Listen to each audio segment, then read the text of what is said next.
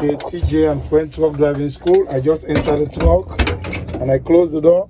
I already chalked the wheel. Make sure I chalk the wheel. This is a Class B automatic dump truck. So I just entered the truck and then put on my seat belt. That's my seat belt. That's my seat belt. Make sure it latches and unlatches properly. And then I'll tell the DMV examiner to also put his or her own seat belt on, okay? And then make sure the truck is on neutral. See, neutral is N. That's reverse. 1 - 4 is drive. When you go 1 - 4, that's drive. N is neutral, R is reverse. And then that's my parking brake is set. And then I make sure that the kill switch is inside, because if it's out, I will not be able to crank the truck. Okay, I'll check all my monitoring devices. Make sure they're mounted and secured into the vehicle, not bent, broken, or cracked. And they are adjusted to meet the driver. And I detect no illegal sticker. The monitoring devices are also known as the mirrors. Okay, I'll check my windshield, mounted and secured into the vehicle, not bent, broken, or cracked. It's clean. And I detect no illegal stickers on my windshield. Okay, then I'll come to my emergency equipment. I'll check my triangle 10BC fire extinguisher. I'll check my 10BC fire extinguisher mounted and secured into the vehicle. Not bent, broken, or cracked. It's fully charged and it's not leaking. It's up to date. And then I'll check my 3 triangles. They're here. They're mounted and secured into the vehicle. Not bent, broken, or cracked. Okay. Then I'll check my spare fuses. My spare fuses are inside this box. That's my fuse box. Mounted and secured into the vehicle. Not bent, broken, or cracked. And they're working. Then I'll check the floor for any debris or any soda can that will roll under my pedal when I'm driving. Okay, after that, I'll go to safe start. I turn, you see the kill switch is off. I go to on position. Then this one was off. It was off. I take it to both.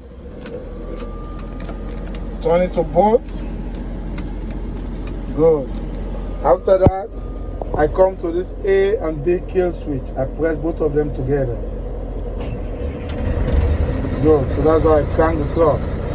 Now, this truck don't have an ABS because it was manufactured in 1991. The ABS came in 1998.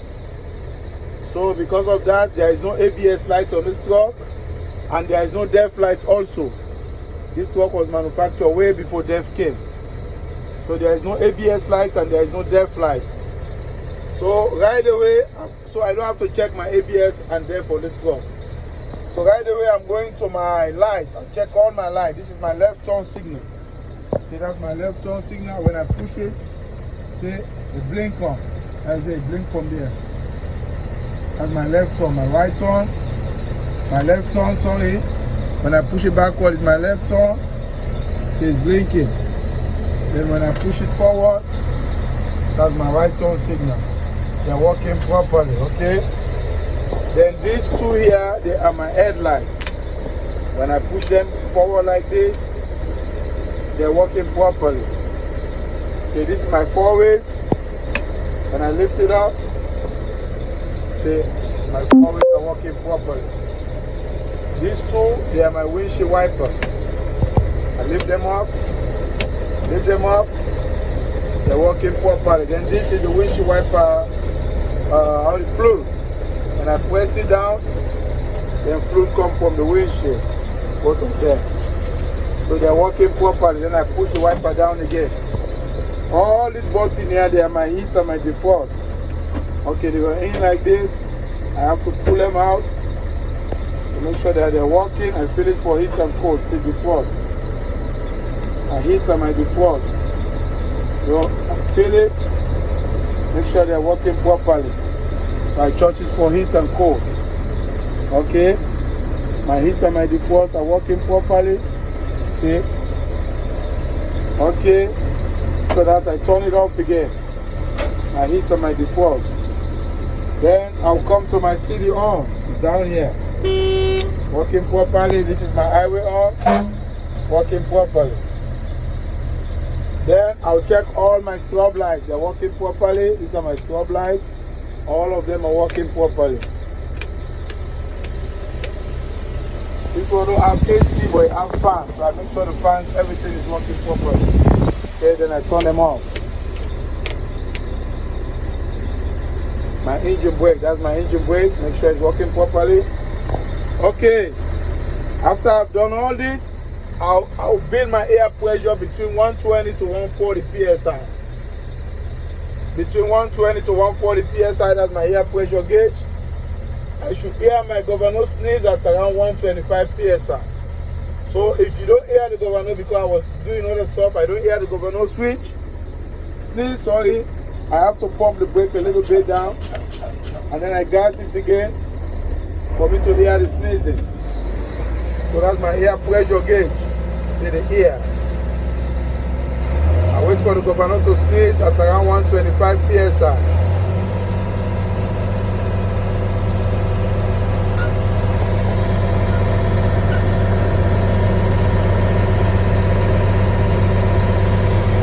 If you don't go, I gas it a little bit more. Okay, then I gas it again.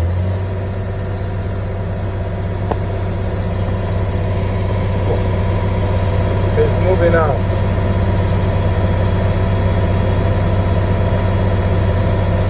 That's my air pressure governor. I'm watching the needle. The needle is moving. When you get to between 120 to 140, it will sneeze.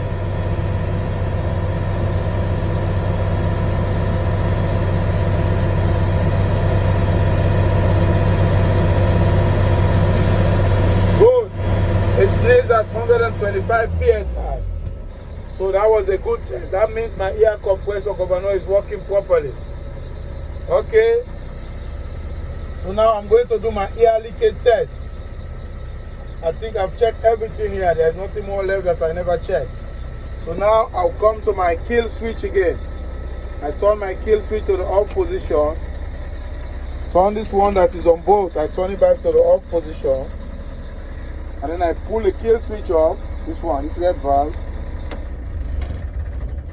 Good. Now the truck is off completely, right? So I have to push this kill switch in again to allow me to put the truck on safe start. Then safe start, I go to on, kill switch, on. Then I take this other kill switch that's off, I go to both. So I should be able to hear this, the bell. So after that, then I push this valve down. The wheels are choked, the truck is on neutral. Then I step on the brake for 1 minute, I lose no more than 3 psi. Because it's a single vehicle. A single vehicle, when you do that test for 1 minute, you have to lose no more than 3 psi in 1 minute. Okay, after the air already stabilized here. So I'll time myself right now. So you see the air pressure compressor governor. So it's around 100 psi, that's why I stop. So 1 minute, I time myself, Mr. Examiner, I lose no more than 3 psi.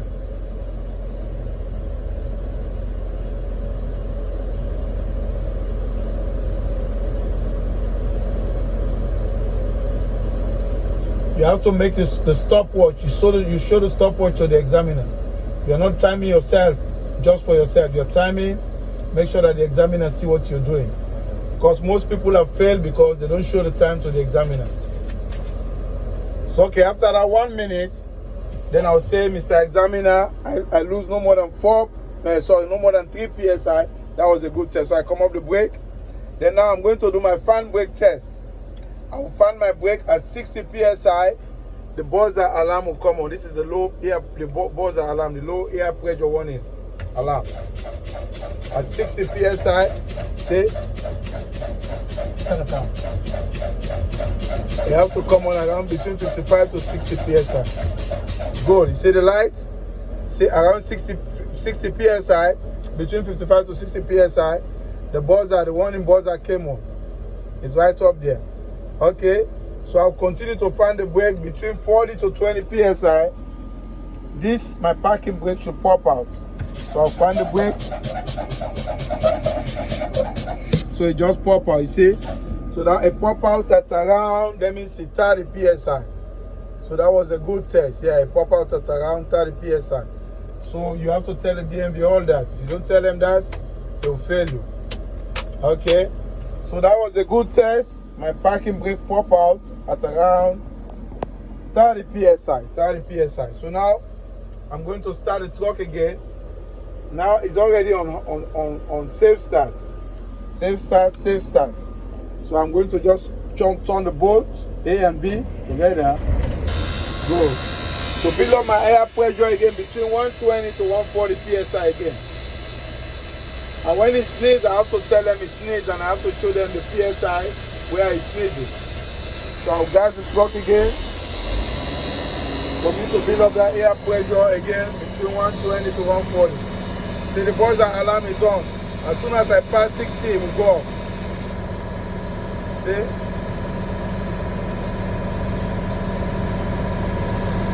Good, it just passed 60 and it shut off. 60 is half of the air storage tank. You have half of it. You know, half air in your air storage tank. So that's why it shut off as soon as you pass 60. Now I'm waiting as soon as the air pressure gauge governor come to 125 psi, it will sneeze again before I do my torque test and my 5 miles per hour test.